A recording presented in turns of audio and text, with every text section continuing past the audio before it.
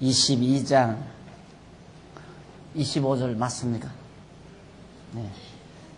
출애굽기 22장 25절.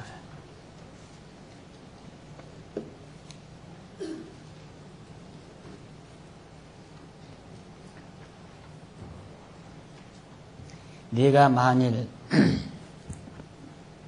너와 함께한 나의 백성 중 가난한 자에게 돈을 꾸이거든 너는 그에게 체주같이 하지 말며 별일을 받지 말 것이며 네가 만일 이웃의 옷을 전당 잡거든 해가 지기 전에 그에게 돌려보내라. 그 몸을 가릴 것이 이뿐이라. 이는 그 살의 옷인즉 그가 무엇을 입고 자겠느냐. 그가 내게 부르짖으면 내가 들으리니 나는 자비한 자임이라.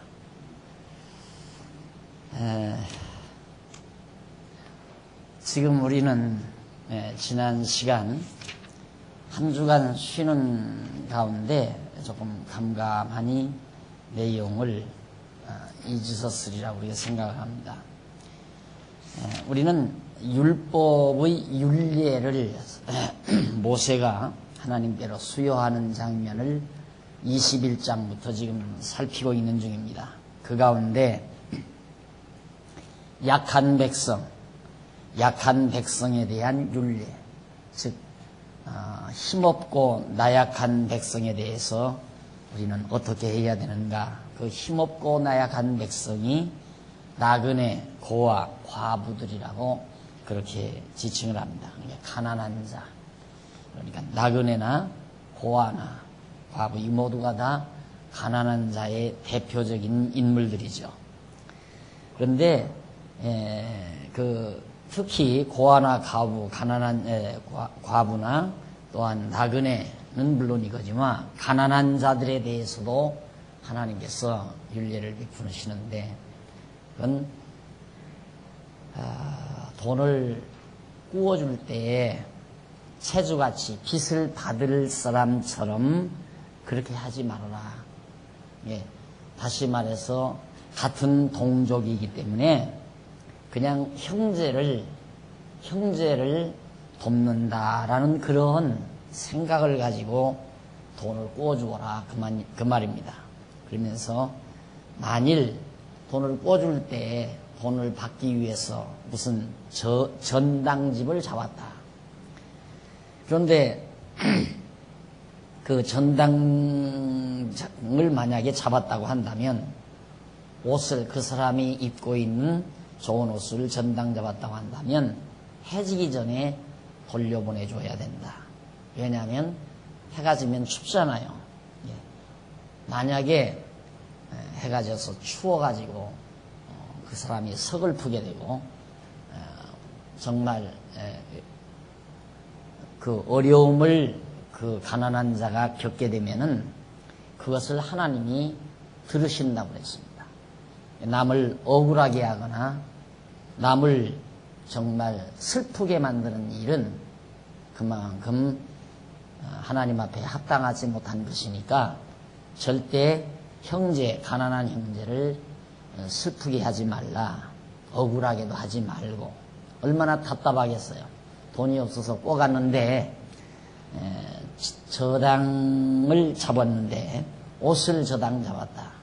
해는 지고 날씨는 추워지는데 얼마나 서글프고 얼마나 고통스러웠겠는가.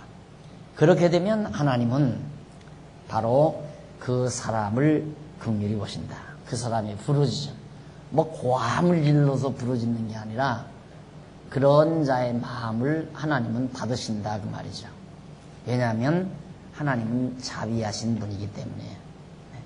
그래서 약한 자들을, 가난한 자들을 절대 긍휼히 여겨라 하는 내용을 바로 거기서 말해주는데, 이런 사실은 택한 백성을 부요하게 하시려고 가난한 자가 되어주실 예수 그리스도에 대한 예표로서의 모형과 그림자죠. 예수님께서는 택한 백성을 부욕해 하시려고 친히 가난하게 되셨다. 그것이 고린도서에 나오죠. 고린도서에 보면 부요하신 그가 우리를 위하여 가난하게 되셨다. 이런 사실을 우리가 안다면 우리는 이제 그렇게 생각하잖아요. 구약에 이렇게 가난한 자에게 절대 저당 잡고들랑 그를 서글프게 하지 말라. 그리고 옷을 저당 잡았으면 반드시 해지기 전에 돌려줘라. 이런 말씀들을 우리가 그대로 다 지키려고 생각을 하는 거예요. 구약의 율법을 우리가 다 그대로 지키려고. 그럼 바울이 말한 대로 아무리 율법이라는 것이 10계명만 해도 10가지 아니에요. 10가지고 모든 계명, 율례, 규례, 조항들 따지면 엄청나게 많거든요. 그런데 유대인들이 만들어 놓은 건 뭐 3,000가지라고 내가 얘기를 들은 것 같아요. 한 3,000가지. 그런데 성경은 그렇게 말해요. 이 중에 이걸 다 지키고, 예를 들어서 2,999가지를 이걸 다, 이 모든 걸 다 지키고 하나를 안 지키면 이 모든 걸 다 안 지킨 것이 된다. 그러니까 율법이라고 하는 것은 조항별로 따로따로 떨어지는 것이 아니라 하나로 묶어져 있다. 그러니까 지키면 다 지켜야 되고 못 지키면 다 못 지키는 거지. 예를 들어서 200가지는 지켰는데 나머지는 내가 못 지켰다. 이런 것이 율법은 통하지 않는다. 그래서 이 모든 율법이라고 하는 것, 역시 율례도 550페이지 중간쯤 보시면 22장 28절 위에 쪽으로 세 번째 줄 나오죠. 성경 구절 우쪽으로 세 번째 줄 중간에 보시면, 그리고 이러한 율례는 택한 백성을 부요하게 하시려고 가난한 자가 되어 주실 예수 그리스도에 대한 예표로서의 모형과 그림자다. 그러니까 바로 이 가난한 자들에 대한 율례도 장차 가난하게 되실, 즉 우리를 부요케 하시기 위하여 가난한 자가 되어 주실 예수 그리스도에 대한 하나의 모형적 귀한 예언의 말씀이다 하는 것을 우리가 기억하신다면, 바로 예수 그리스도는 이 땅에 오셔서 가난한 우리를 부요하게 해주신, 여기 가난한 자의 율례가 그거 아니에요. 가난한 사람에게 돈을 구워주고 저당짐물을 잡았을 경우 절대 체주처럼 독촉하지 말라. 왜? 그 사람은 가난하니까. 돈을 구워준다는 건 그 사람의 가난을 면케 하는 것 아니겠어요? 그래서 예수님이 오셔서 가난한 우리를 부요하게 해주실 사건에 대한, 진정한 복음적 사건에 대한 하나의 예표로서의 모형과 그림자적 사건이다. 그러니까 그리스도가 다 이루어 주신 거죠. 그리스도가. 근데 그런 분들이 있더라고요. 자기가 어렵게 되니까 돈을 꿔달라고 그러면서 안 꿔주니까 세상 예수 믿는 사람이 그럴 수 있느냐 이거예요. 성경에는 꾸고자 하는 이에게 거절하지 말라고 그랬는데 왜 꿔달라는데 안 꿔주느냐, 그러면서 성경을 비리대는 분이 있어요. 그러니까 그런 말을, 이런 공부를 잘못하게 되면요, 그냥 그런 말에 걸려서 자기는 예수 믿는 사람이 되기 위해서는 꿔달라는 대로 돈을 꿔줄 수밖에 없잖아요. 지금 그런 의미가 아니에요. 이 성경은 그런 뜻이. 그러니까 이제 말씀드린 대로 율법을 지키면 다 지켜야 돼요, 우리가. 근데 우리 못 지키잖아요. 그래서 예수 그리스도께서 우리를 대신해서 이 모든 율법을 이루려 오신 거거든요. 그러니까 우리가 그렇게 함으로 의롭다함을 얻고자 하는 자는 예수님과 관계가 없는 사람이죠. 안 그래요? 자기가 가난한 사람에게 돈 꿔줌으로 나는 율법을 지켰으니까 의롭다 그런다면 예수님과 관계없이 의롭다함을 얻은 사람 아니에요.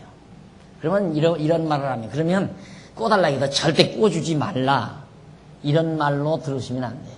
그래서 제가 늘 그러잖아요. 남이 돈 꿔달라면 안 받아도 될 것 같으면 꿔주라 그 말이에요. 그 돈을 꼭 받아야 될 것 같으면 아야 꿔주지를 말해야 돼요. 그러니까 바로 이런 성경 말씀에 딱 걸려가지고 성경대로 살기 위해서 돈을 꿔주면 안 된다. 성경이 말하고자 하는 건 그걸 말하는 게 아니니까. 그래서 성경을 올바르게 이해하고 또 뭐 이제는 우리가 성도들끼리 만약에 돈을 꿔달라는 사람부터가 잘못이에요. 돈을 꿔달라는 사람부터가 잘못이고 꿔달란다고 또 받을 돈을 꿔주는 분이 잘못이에요. 그래서 저는 목회 과정에서 여러 사람 지금 올무에 걸려가지고 고통당하는 것을 제 눈으로 다 확인하고서 합니다. 그렇게 가르쳐도요 돈을 꿔주더라고요. 꿔주더니만 돈을 꿔가고는 못 갚으니까 아야 교회를 안 나와버려요. 그래서 교회에 안 나오는 가정이 몇 가정이 돼요. 그리고 또 그분한테 또 돈을 떼고 나니까 시험에 들어서 또 교회를 잘 안 나와요. 그런 바보짓을 하면 안 돼요. 그러니까 성도들이 만약에 돈을 꿔달라고 하면 100만 원을 꿔달라고 하면 집사님 100만 원은 없고 어려운 모양인데 내게 지금 돈 10만 원 있으니까 우선 급한 대로 쓰시고 갚게 되면 갚고 못 갚으면 마세요 하고 그렇게 줘버리고 말아요. 오죽하면 100만 원을 꿔달라고 그러겠어요. 근데 꿔달라고 하는 돈을 가지고 가서 그 돈이 또 달아나면 다른 사람한테 또 꿔가요. 그러면 그 사람은 완전히 버린다는 거예요. 그럼 그 사람 아무도 돈 안 꿔주면 굶어 죽으란 얘기냐? 굶어 죽고 안 굶어 죽는 건 하나님께 달려 있어요. 굶어 죽을 염려하지 말고 하나님이 안 죽이니까. 무슨 얘기냐면 하나님이 그분을 연단을 시키고 실현을 시키기 위해서 지금 사업을 기울어지게 만들어 가시는 과정인데 자기가 하나님 자리에 앉아서 그 사업 자기가 일으켜 주려고 하는 거예요. 그래서 자기 집담보하고 은행돈 대출에다가 그 돈을 빌려주니까 그 사업 망하니까 자기도 함께 망해버리는 결과가 되는 거죠. 하기야 또 그렇게 해서 그 사람도 같이 망하게 하시려는 하나님의 섭리라면 그럴 수는 있지만은 우리가 이런 말씀에 근거해서 내가 어떻게 돈 꿔주고 체주처럼 달라고 하는가 이렇게 해서 율법을 당신 스스로가 지켜서 의롭다함을 얻으려는 어리석은 생각은 하지 말라 그런 뜻입니다. 그 다음 이제 505페이지 22장 28절로 31절에 오면 지도자에 대한 것과 하나님을 섬기는 율례를 명하는 내용입니다. 너는 재판장을 욕하지 말며 백성의 유사를 저주하지 말지니라. 너는 너의 추수한 것과 너의 짜낸 즙을 드리기에 더디게 말지며 너의 처음 난 아들들을 내게 줄지며 너의 소와 양도 그 일례로 하되 7일 동안 어미와 함께 있게 하다가 8일 만에 내게 줄지니라. 너희는 내게 거룩한 사람이 될지니 들에서 짐승에게 찢긴 것의 고기를 먹지 말고 개에게 던질지니라. 이런 등등의 내용들이 있는데 무슨 뜻이냐면 그거 한번 보십시다. 그 밑에 본문은 여호와께서 통치자들을 저주하지 말고 추수한 것과 그 첫 아들과 짐승의 첫 새끼를 여호와께 드리고 거룩한 사람이 되라고 모세에게 명령을 하죠. 그러니까 여기서 명령하는 요대로 해야 거룩한 사람이 돼요. 그런데 거기 유사란 말이 있죠. 유사는 히브리 원문으로 낫이라는 말인데 유사라고 번역을 할 수도 있으나 통치자, 지도자, 통치자라는 그런 뜻이 담겨져 있습니다. 이 백성도 재판장도 통치자를 말하는 다스리는 자. 그러니까 이런 자들을 저주하는 그것 하지 말라. 왜? 넘어가서 506페이지 제일 상단에 저주하는 것은 그러니까 지도자를 저주하는 것은 곧 여호와를 잊어버리고 배반하는 것이 되기 때문이다. 그들의 조상들은 애굽의 재판장과 통치자 아래 다스림을 받아온 자들인데 그런데 여호와께서 백성으로 그들의 무거운 짐 밑에서 벗어나게 하시고 이제는 여호와께서 친히 재판장과 통치자를 세워주신 겁니다. 그러니까 절대 너희들의 지도자를 저주하면 안 된다. 과거 너희들은 애굽의 통치 아래 애굽 사람들의 지배 아래 살아왔지만은 이제는 하나님이 세우신 지도자 밑에서 너희들이 다스림을 받기 때문에 그들을 저주한다는 것은 하나님을 저주하는 것과 같잖아요. 하나님을 잘못하면 잊어버리게 되죠.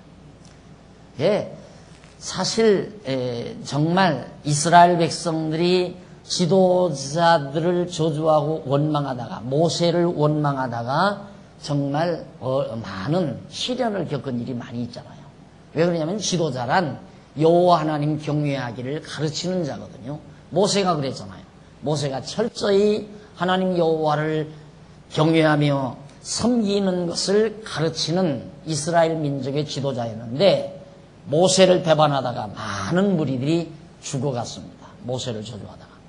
그걸 이제 오늘날 목사에게다 적용을 해서 목사는 하나님의 통치자, 하나님이 보내주신 정권대사다. 그러니까 목사를 욕하고 비난하는 자는 저주를 받는다 이거죠.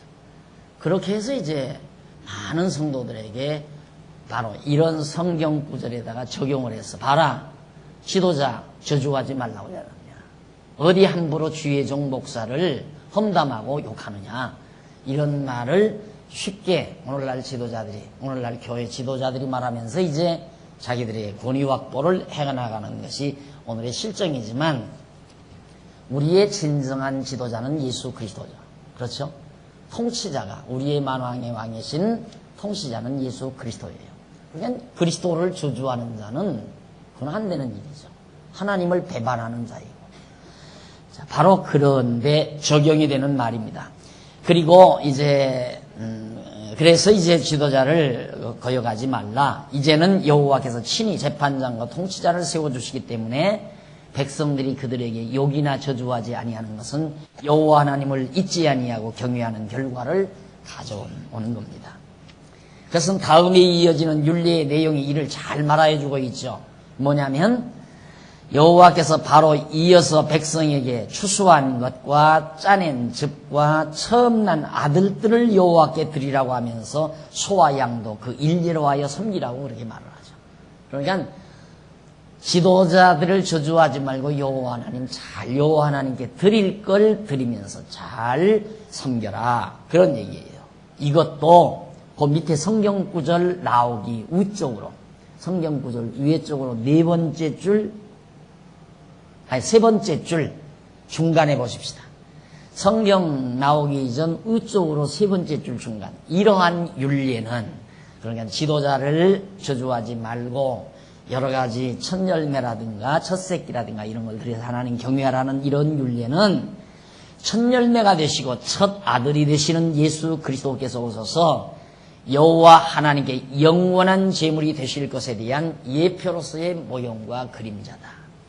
다 예수 그리스도를 가르치는 내용이죠. 그러니까 그리스도가 오셔서 우리를 대신해서 다 이루어 주실 것을 말한다 그 말이에요. 그러니까 아까도 말씀드렸지만 지도자를 저주하지 말라. 유사, 재판장이나 유사를 저주하지 말라 하는 말은 오늘날 목사를 저주하지 말란 말이 아니라 예수 그리스도를 저주하지 말란 말이고, 첫 아들과 첫 새끼, 첫 열매 바치라는 것도 첫 열매 되신 예수 그리스도가 영원한 제물이 되실 것에 대한 모형과 그림자다. 그러니까 지금 이 땅에서는 박 목사 저주하고 험담해도 안 망해요. 절대 안 망한단 말입니다. 저 험담 많이 듣거든요. 박 목사 욕심이 많다느니 어쩌느니 하면서 험담하는 사람들 지금도 있을 거예요. 우리 교회도. 지금 우리 교회에서도 박 목사 나 공연히 험담하고 욕하는 사람 없잖아. 있을 거예요. 뭐 목회를 잘하느니 잘못하느니, 뭐 가난한 사람은 뭐 어쩌느니 저쩌느니, 뭐 가난한 사람은 일꾼도 못 되느니 이래가면서 다 알죠. 그런 거 다. 근데 그게 내가 시키고 안 시키는 게 아니잖아요. 내가 시키고 안 시키는 게 아니라 다 성도들이 투표해서 시키는 걸 난대로 두고란 얘기예요. 안 그래요? 그래서 꼭 교회 일꾼 세우는 투표를 마치고 나면 한동안 어수선해요. 한동안. 근데 다 부질없는 일이에요. 어수선할 거 없어요. 다 우리 교회 성도님들 배울 대로 얼만큼 배워서 보는 눈 다 있어요. 누가 교회를 사랑하고 누가 교회를 아끼고 누가 진정으로 정말 성도들을 위해서 봉사하고 수고하는 분들인가, 그거 다 알아요. 말하지 않아도 눈이 예리해서. 그분들이 다 투표해서 세우는데 박 목사가 이 사람 세웁시다 해서 그렇게 세우는 교회가 아니잖아요. 그러니까 그런 걸로 공연히 상처. 그래도 지금 저주 안 받잖아요. 박 목사가 그렇게 욕하고 험담해도 저주 안 받는단 말입니다. 과거에도 안 받고. 그러니까 기분 나쁘면 한 번씩 하세요. 욕도 하고 저주도 하고. 그러면 스트레스 좀 풀리잖아요. 그건 들을 수 있으니까. 그러니까 절대 성경이 말하는 것은 모두가 다 예수 그리스도를 지칭해서 가르치는 거고 모형적으로 가르치는 것이지 우리 인간들도 그렇게 우리 인간을 대상으로 해서 하는 말이 절대로 아니다. 그런 얘기예요. 그 다음 23장 넘어갑니다. 1절로 9절까지 보면 가난한 자의 송사에 대한 여러 가지 율례를 거기 말합니다. 가난한 자의 송사. 너는 허망한 풍설을 전하지 말며 악인과 연합하여 무함하는 증인이 되지 말며 다수를 따라 악을 행하지 말며 송사에 다수를 따라 부정당한 증거를 하지 말며 가난한 자의 송사라고 편벽도에 두어하지 말지니라. 사람이란 언제나 강자편에 속하기가 쉽습니다. 그렇잖아요. 인간은 기회주의성이 누구나가 다 있기 때문에 약자편에 서는 것보다는 강자편에 설 경우가 많다 이 말입니다. 그러니까 거짓말로 약자를 비호하는 약자를 갖다가 송사하는 그런 행위에 동참하는 경우가 많거든요. 절대 그래서는 안 된다. 거짓이 허망한 풍설 이런 소문만 듣고 그러지 말라 하는 얘기예요. 이게 여러분 우리 교회의 가장 큰 문제가 이 교회를 이루어가는 가장 큰 문제가 하나의 그 돌아다니는 헛소리거든요. 누가 단둘이 앉아서 소근소근 대고 나면 그 말이 또 두서너 마디 붙어서 그 다음 넘어가고 그 다음 몇 번 넘어가면 그것이 엄청난 말로 확대가 돼요. 그래서 그런 말에 쉽게 요동당하면 안 돼요. 그래서 내가 저는 늘 강조하지만은 누가 어떤 말을 소곤소곤 하면서 아무개가 어떠고 저떠고 했대 하고 비난을 하거들랑 그 말을 들으신 분이 절대 유포하지 말고 지혜자는 그래요. 그 말을 들은 분이 절대 옆 사람에게 유포하는 건 어리석은 자예요. 유포하지 말고 집사님 그거 사실이야? 사실이라고 해. 그러면 확실하게 증거될 수 있지? 될 수 있다 이거예요. 그러면 그분을 내가 권면할 거야. 권면할 거니까 당신 그때 증인 서야 돼 하고 이 얘기를 해야 돼요. 그게 지혜자가 하는 일이란 말입니다. 그럴 거 아니에요. 지금 아무도 모르는 일이에요. 단둘이 앉았어요. 앉아서 커피 마시면서 소곤소곤 했다 이 말입니다. 이 사람이 이분이 갑이라는 사람이 을이라는 사람에게 소곤소곤 되니까 이 사람은 깜짝 놀래가요. 막 깜짝 놀랜다 이 말이야. 웬일이냐 이거. 막 놀래요. 그러면 놀래고 가만히 있지 말고 이 을이라는 사람이 지혜로운 사람이라면 재차 확인을 해야 돼요. 정말이지 사실이지 사실이다 이거예요. 이게 지혜자의 하는 일이고 어리석은 자는 그래 여기서 같이 맞장구 쳐요. 소근소근 속닥속닥 소근소근 속닥속닥 그래가지고 이 사람이 또 병이라는 사람에 가서 또 쏙닥쏙닥 그래 또 이 사람이 또 합류해요. 속닥속닥.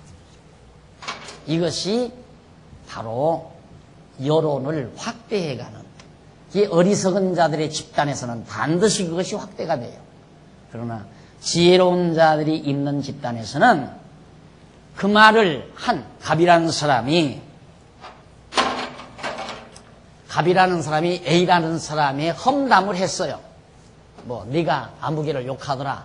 A라는 사람이 목사를 어떻게 이렇게 험담하더라. 이제 이런다 이 말이에요. 그럼 이 사람이 이 말을 여기다 전했으면 정말 을이라는 사람만 지혜자라도 여기서 끝나요. 왜? 사람이란 목사 욕할 수 있어요. 기분 나쁘니까. 어쩐지 자기 편이 안 들어주는 것 같고 자기를 안 키워주는 것 같으니까 목사 욕할 수 있죠.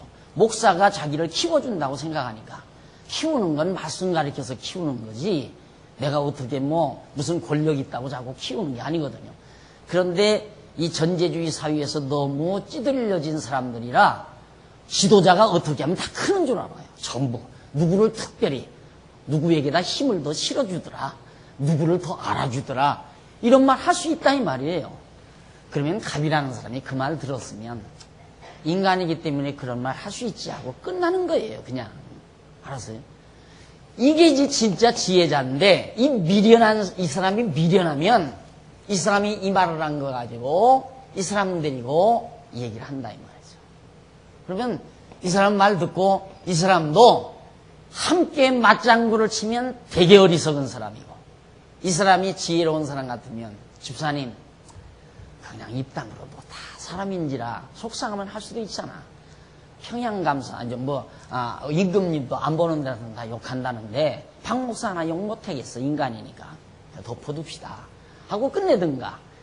그걸 타이르고 싶은 지혜가 있으면 타이르고 싶은 그런 마음이 있으면 집사님에게 사실이지, 네, 사실이요. 정말 사실이지. 확인한 다음에 가서 집사님 뭐가 그렇게 속상해서 그리고 사랑으로 권면하면서 얘기를 하면 나 그런 소리 안 했어? 이렇게 부정할 수 있잖아요. 그러지 마. 했다는데 왜 안 했다고 그래.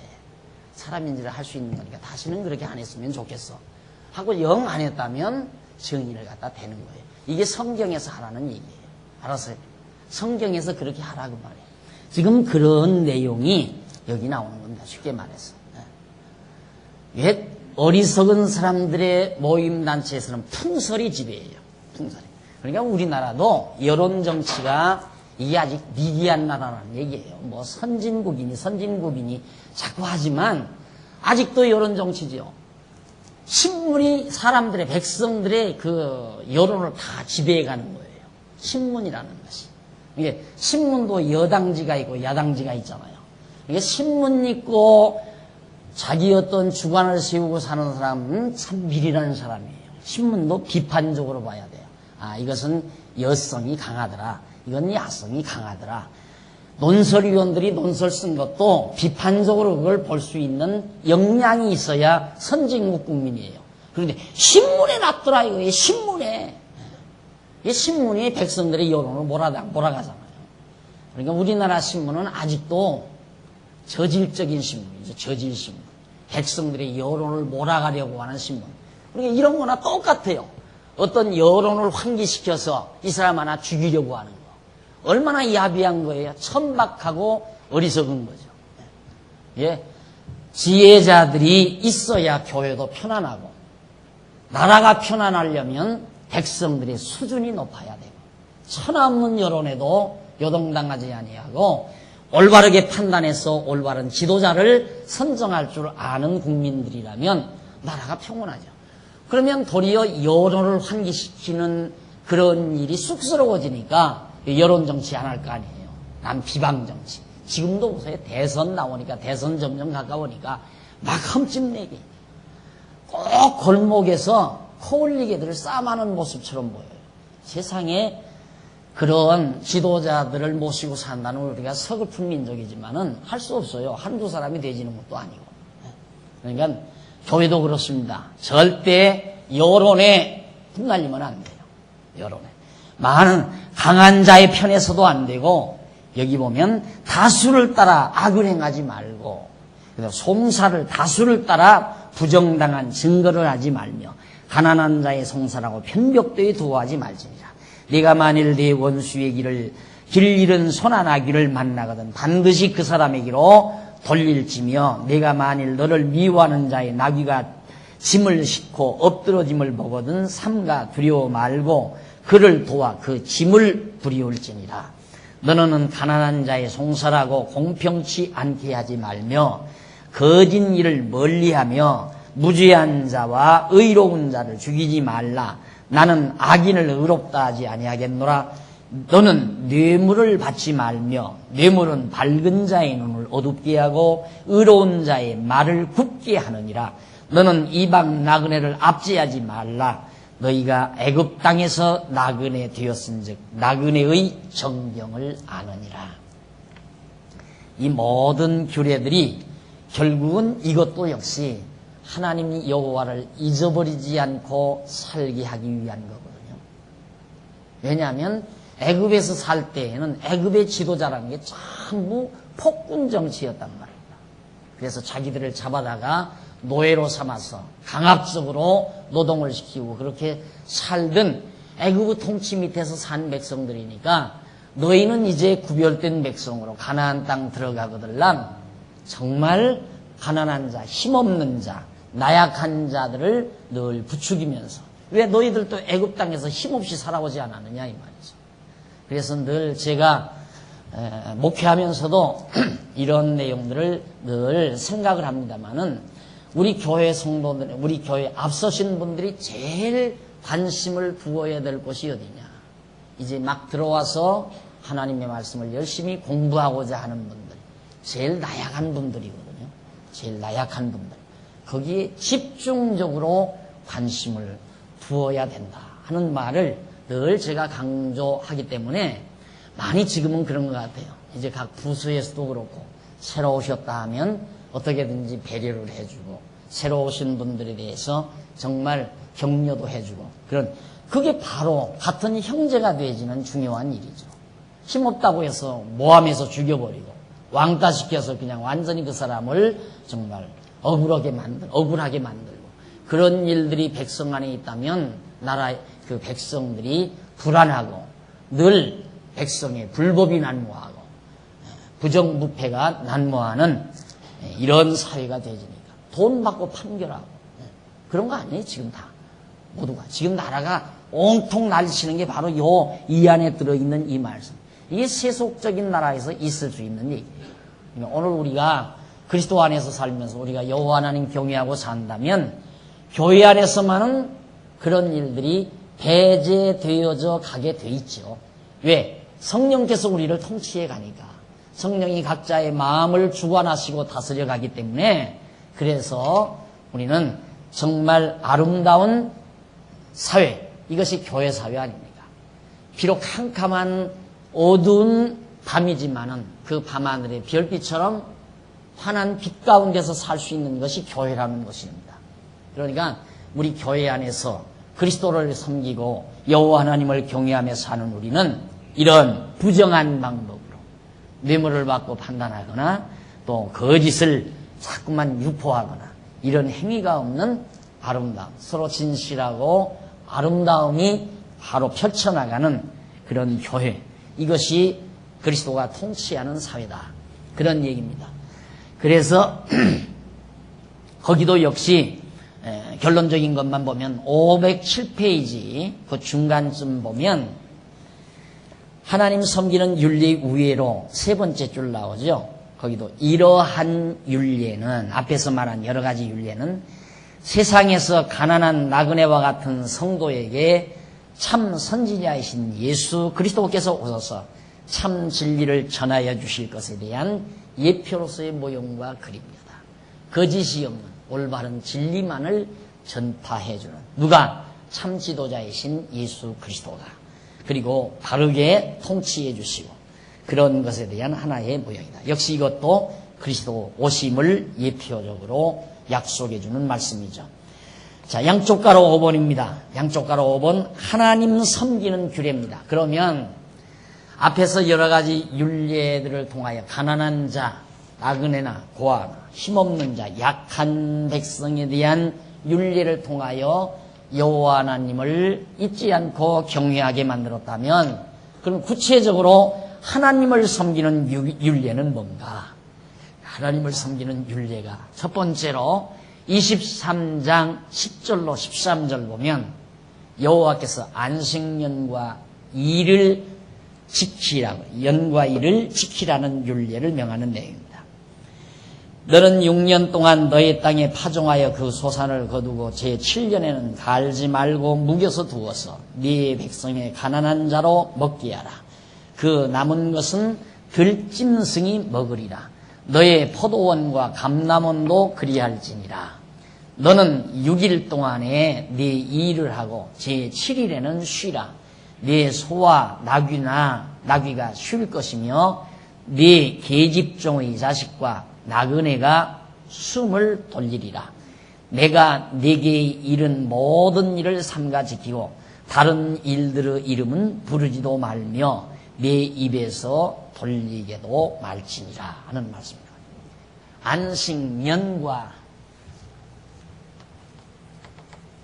안식년과 일, 연과 일을 지키라. 안식년은 어떻게 지키느냐? 6년 동안 파종을 해서 경작을 해요. 경작을 하고 7년째는 파종을 안 하는 거예요. 농토를 쉬게 해요. 그럼 그 농토에서 자연적으로 나는 곡식들이 있을 거 아니에요. 그냥 저절로 나서 자라는 거. 그건 그냥 짐승들 먹게 놔두라. 거둬들이지 말고. 그리고 일은 어떻게 지키는가? 엿새 동안 일하고 일에 되는 날은 다 짐승까지라도 쉬게 해라. 이유는 뭐냐면 이것도 마찬가지예요. 지금 이스라엘 백성들이 여기 애굽에서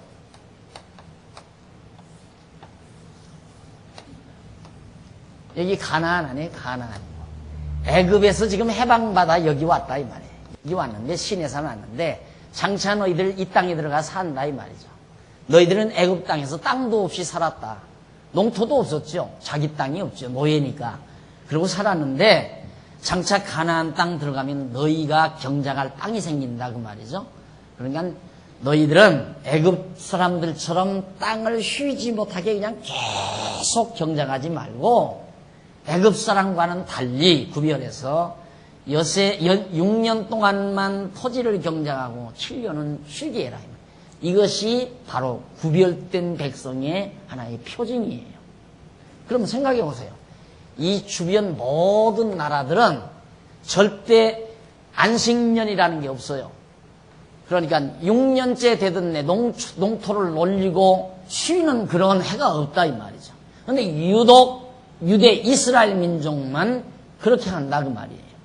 그러면 훗날 아들들이라도 자녀들이라도 아버지 우리는 왜 올해는 씨앗을 뿌리지 않아요? 왜 올해는 포도원을 가꾸지 않아요? 라고 자녀들이 묻지 않겠어요? 물으면 그때 무슨 말을 해야 될 건가? 이 얘기 다 해줄 거라 이 말이에요. 여호와 하나님께서 애굽에서 우리를 인도해서 이때 모세를 통하여 그렇게 하라고 했기 때문에 우리는 바로 땅을 6년 동안만 경작하고 7년째 쉬는 거다. 그래서 저것이 얼마나 과학적인지 몰라요. 굉장히 과학적이에요. 요즘에 농사하시는 분들이 과거에 이제 금비를 써가지고 농토들이 다 산성화돼 버렸잖아요.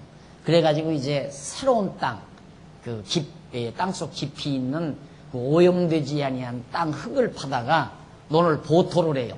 그렇게 해서 경작을 하면 농사가 잘 된다는 거죠.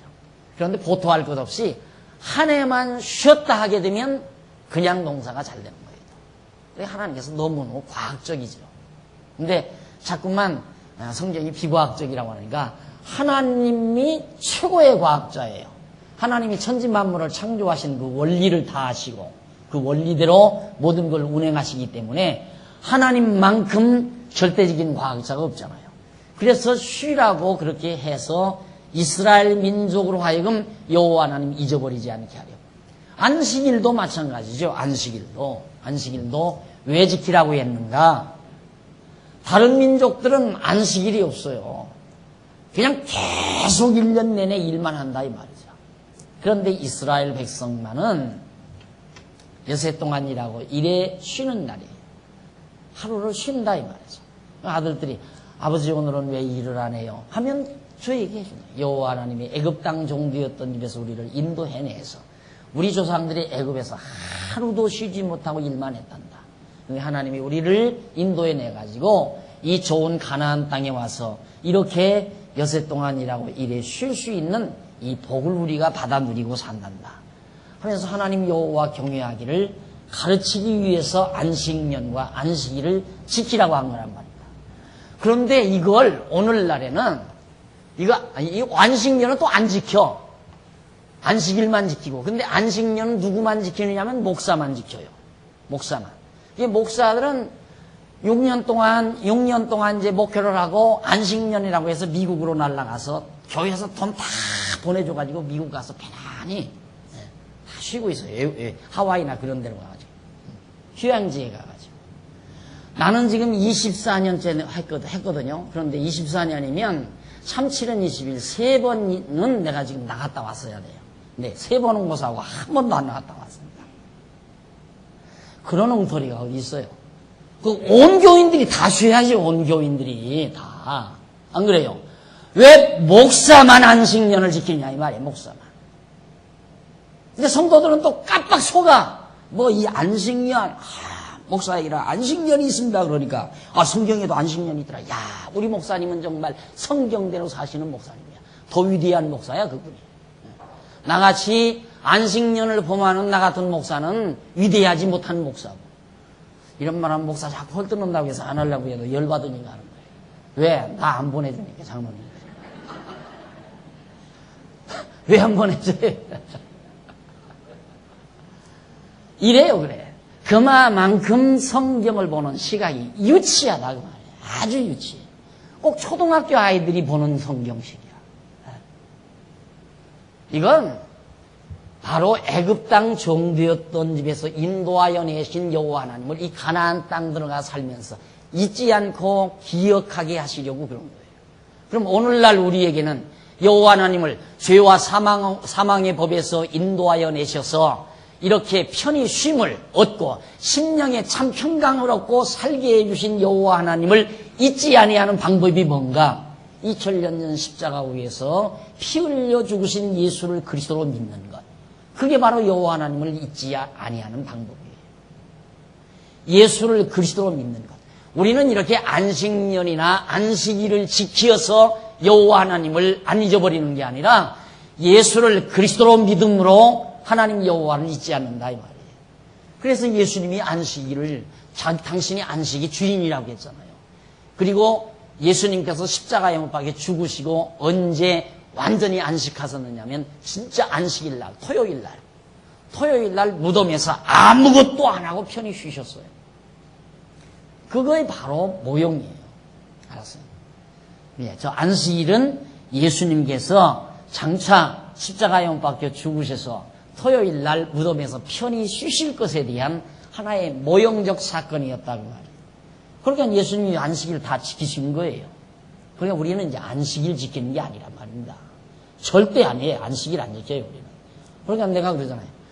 여러분 지금 현재 주일 일요일은 안식일이 아니에요. 토요일이 안식일이지. 그런데 그것도 또 바꿔놓고 뭐 이유를 붙이지만 이유 없어요. 이유 없어. 토요일 날에 안식일 지키려면 토요일 날 교회 나와야 돼요. 근데 우리가 안식일 지키는 게 아니거든요. 그냥 이런 문화권이 계속 유래가 돼가지고 일주일에 한 번씩 쉬는 그런 전통적인 문화가 이루어진 겁니다. 예수 믿는 사람만 안식일을 지키는 게 아니에요. 일요일 날 쉬는 게 아니잖아요. 전 세계 인구가 지금 다 쉰다. 바로 성경의 덕분이죠. 이런 것의 덕분. 그래서 우리도 모이는 것이 쉬는 날, 직장 안 가는 날, 일하지 않는 날 모이는 게 좋아서 성경 공부를 하는 게 좋아가지고 일요일 날 이렇게 모이는 거니까 성경 공부하기 싫으면 안 나와도 돼요. 절대 안 나와도. 성경 공부하기 싫으면 안 나오고 놀이터 가도 저주 안 받는단 말입니다. 지금 주일날 유원지에 가면 놀이터에 가면 예수 믿는 집사도 있고 예수 믿는 장로님, 혹시 장로님은 없을지 몰라요. 뭐 집사님들도 있고 성도님들도 많아요. 그날 직사당한 사람 많아야죠. 왜? 안식일 범하면 죽으니까.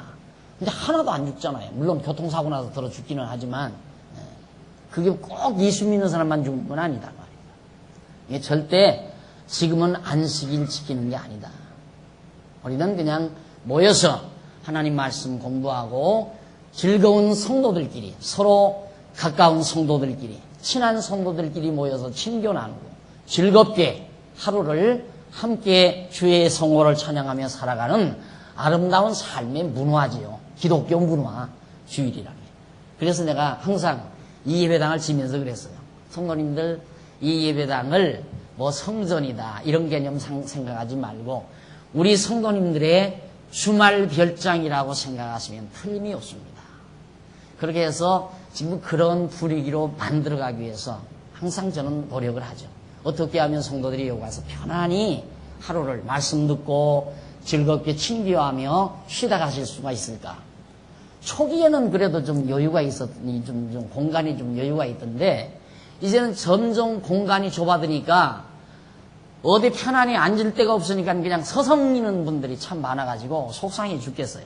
어디 차분하게 들어앉아서 좀 편안히 쉬면서 오손도손 즐거운 담소를 나누면서 시간을 보냈으면 참 좋겠는데 앉을 자리가 없는 거예요. 오면 얼마나 좋아요. 맛이 있든 없든 어쨌든 정성을 다해서 해주는 점심 식사 다 같이 나누고, 여기 오실 때, 주일날 오실 때는 싹 잊어버려야 되거든요. 잊어버려야 되는데, 주일날 예배당에 오면서 벌써 약속을 해요. 예배가 1시 끝나니까, 알았어. 늦어도 1시 반에는 내가 갈게. 다른 약속하고 와요. 그러니까 예배를 드려도 자꾸 시계만 쳐다보는 그런 분은 차라리 와서 공부가 안 돼요. 안 되니까 그냥 그 약속으로 가는 게 나아요. 이게 차라리 그러지 말고 오시려면 아침부터 저녁까지 그냥 느긋하게 여기가 오늘 내 쉼터다라고 편히 쉬는 곳이에요.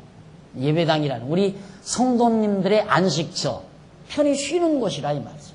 그래서 어떻게든지 편히 쉴 수 있게 하기 위해서 제가 이렇게 아주 대폭적으로 나무 딱딱한 나무 의자를 개비한 것도 일주일 내내 수고하셨는데 좀 와서 앉는 자리라도 좀 편안해야 할 거 아니에요. 그래서 아무리 돈이 많이 들어도 이것만은 한다고 제가 고집을 써가지고 좀 해드렸거든요. 더 좋은 걸로 못해서 좀 그렇지만은 알아야 또 이 다음에라도 확 뜯어버리고 더 좋은 걸로 할지. 그런 심정이에요. 여기는 쉬는 곳이에요. 편안히 즐겁게 하나님 여호와 경외하는 자들이 모여서 주를 찬양하고 마음의 모든 근심 걱정 저버리고 말씀을 되새기면서 하루를 즐기는 아름다운 성도의 휴식처. 절대 안식일이나 안식년을 우리가 지금 율법적으로 지키는 것 절대 아니다 하는 것 기억하셔야 됩니다. 그래서 거기 조금 보면 508페이지 중간쯤 보시면 줄바꿈 돼 있죠. 508페이지. 성경에는 안식에 대한 내용이 신구약 전체를 통해 매우 빈번하게 되고 있으며 아주 중요하게 취급되고 있다. 구약에 있어서는 안식이라는 말이 히브리어로 무니하 또는 누하 그리고 사바트라고 하는데 그 뜻은 휴식, 정지, 모든 걸 멈춘다 이 말이에요. 또는 평화, 아주 좋죠. 안식이라는 게 아주 평화를 누리는 것, 편히 쉬는 것, 모든 일을 멈추는 것, 그런 뜻이라 이 말이죠. 아주 고요한 것, 확 자지껄하는 게 아니라 고요한 것, 평온한 것. 이게 너무너무 안식, 가장 인간에게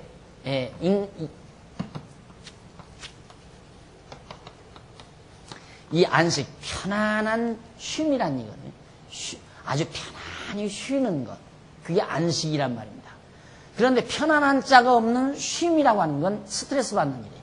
아무것도 할 일이 없다. 이것처럼 고통스러운 일이 없잖아요. 편안히 쉬는 것. 그래서 이 편안히 쉰다는 것은 정신적으로도 좋고 육체적으로도 좋고 모든 면에 있어서 좋습니다. 아주 모든 면에 있어서.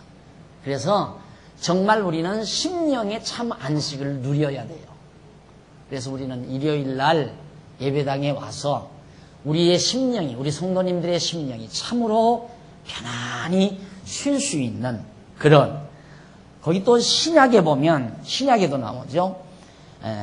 신약에 있어서는 헬라어 원문으로 아나파시우스나 또한 카타파시우스, 카타파우시스, 그리고 사파톤이라는 말인데 그 뜻은 노동으로부터 휴식, 정지, 원기, 회복, 다시 힘을 회복시키는.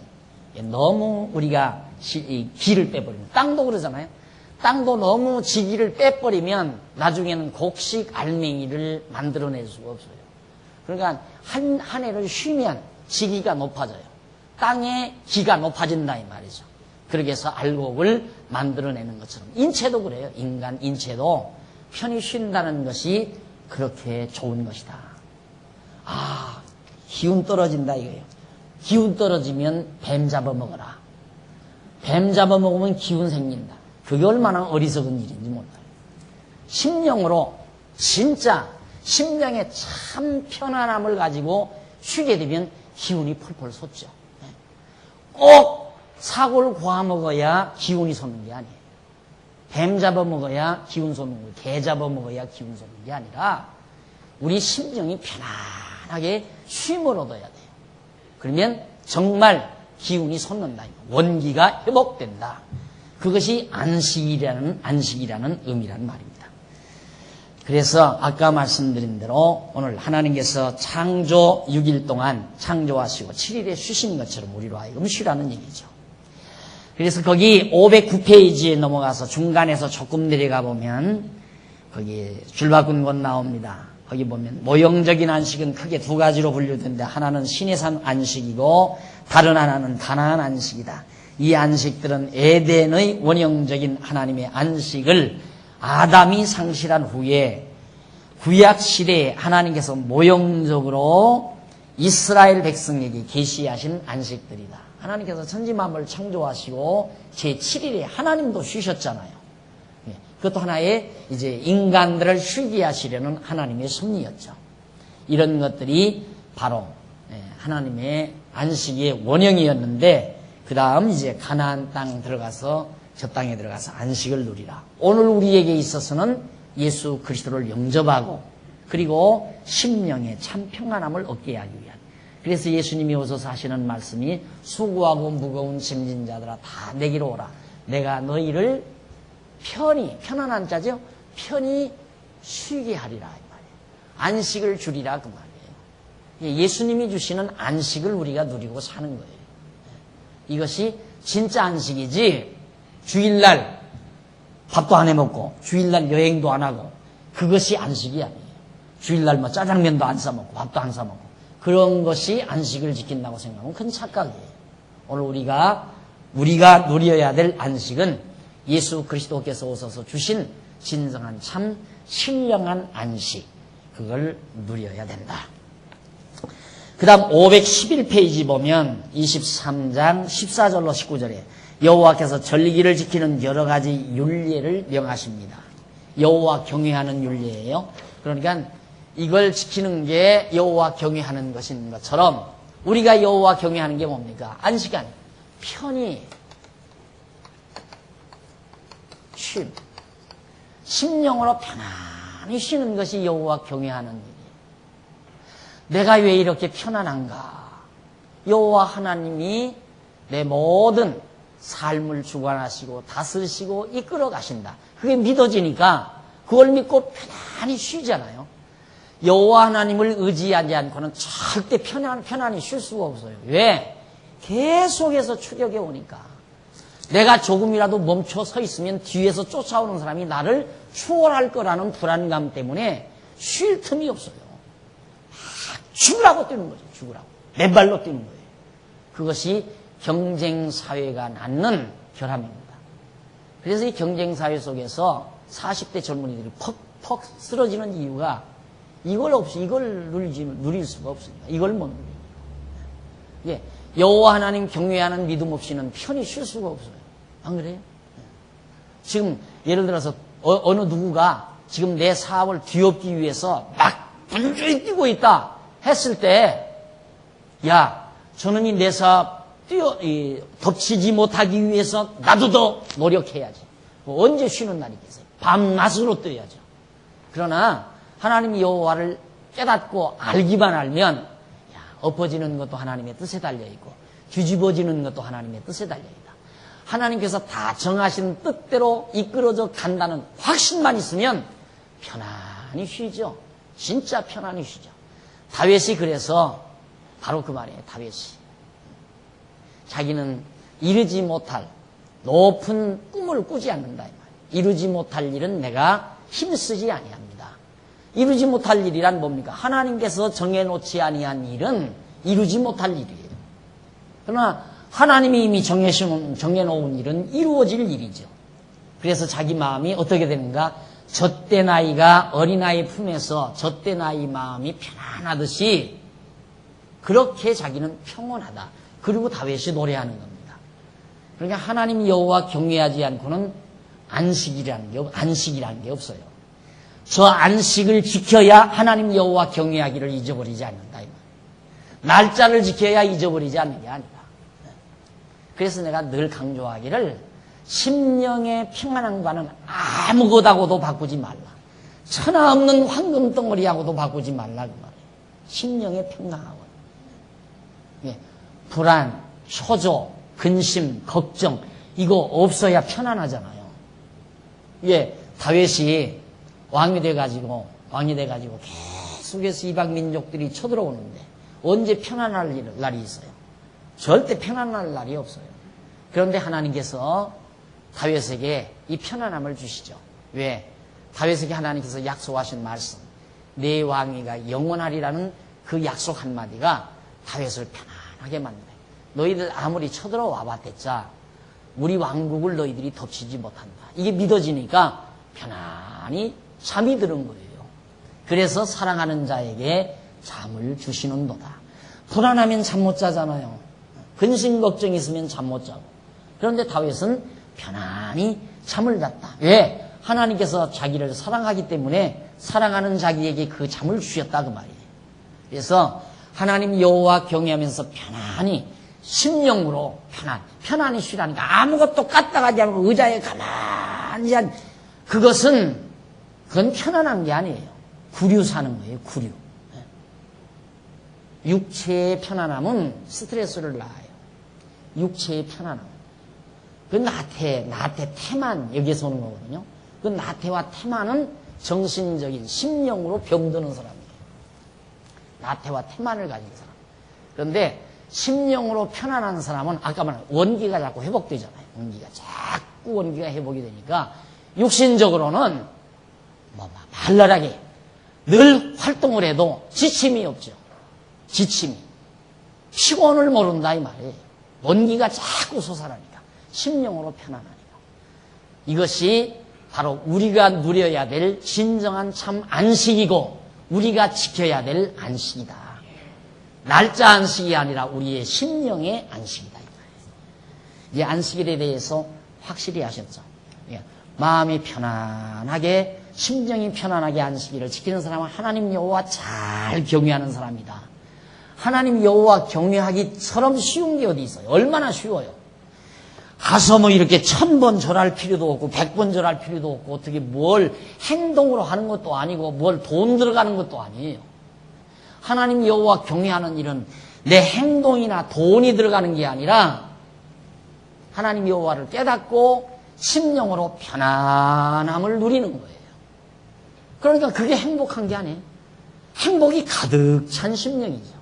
그 행복한 사람은 남을 비난하고 욕하고 험담하고 남을 들추어내는 게 아니라 남을 비난하는 게 아니라 남을 아끼고 싶고 유해주고 싶고 남을 배려하고 싶고 사랑하고 싶고 그게 당연한 거예요. 그러니까 그런 자들끼리 모이면 행복한 거죠. 사랑하고 싶은 사람들, 배려하고 싶은 사람들이 모이니까 행복할 거 아니에요? 그런데 편안하지 못한 사람은 늘 불만이 차 있으니까 왜 너는 나한테 이렇게 안 해주냐? 너는 나쁜 사람이다. 너는 아주 고약한 사람이야. 욕심 많은 사람이야. 이러고 남을 비난하고 싶고 욕하고 싶고 그건 너무도 틀림없는 거예요. 그러니까 그런 사람 만나면 괴롭잖아요. 남 자꾸 욕하고 그러면. 응? 머리가 지끈지끈 아프죠. 이제 여러분의 신앙 상태를 점검하려면 누가 남의 말 하는 소리 들으면 슬슬 희열이 솟아오르면 형편없는 사람이구나 내가. 그렇게 알면 돼요. 그런데 남을 비난하고 험담하는 말을 들으면 골치가 지끈지끈하면 되먹은 사람이에요. 그 사람은 되먹은 사람. 아유 집사님 듣기 싫어. 사람 다 그런 거 아니야? 다 우리도 그랬지 뭐. 안 그래요? 그 집사 참 못돼 먹었어. 아주 못돼 먹었어. 뭐 성격이 고약하고 뭐 어쩌고 저쩌고 잘난 척하고 뭐 험담 막 늘어놓죠. 그러면 아이고 집사님 머리 아파. 우리도 다 그랬잖아. 인간은 다 그런 거지 뭐야. 아 그만둬. 그게 지혜자예요. 그래서 이 안식 굉장히 이거 지켜야 돼요. 꼭 지켜야 돼요. 우리의 심령의 안식을 지켜야 된다 이 말이죠. 자, 그 다음 이제 응? 절기. 23장 14절 이하죠? 아니, 거기 했나? 예? 맞아요. 그 절기. 23장 511페이지. 여호와께서 절기를 지키는 여러 가지 율례를 말해줍니다. 절기를 지키는 여러 가지 율례. 여러 가지 율례를 말해주는데 그 율례들이 어떠한 절기들에 대한 율례인가를 우리 차 한 잔 들고 계속해서 하십니다.